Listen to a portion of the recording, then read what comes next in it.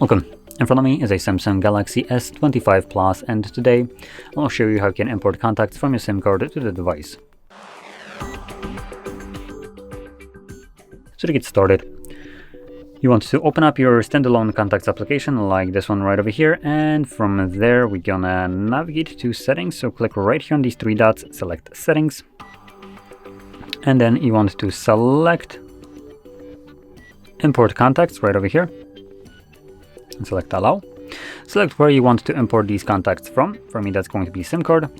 This will automatically show all the contacts that are located on a SIM card. I can quickly select all of them by clicking right here. And maybe I don't want all of them, so I could click on one of those to deselect it. From there, press the button done and choose where you want to import contacts to. Now I have three options. I have the Samsung account, phone, and Google account. Now chances are you might see more or less options depending on how many accounts you have signed in. But if you have Samsung and Google accounts, they will all be listed here along with the phone being always an option. So click where you want to import it to and then select to import it. Click on OK, and that's it. Your contacts have now been imported, and that's really all you needed to do.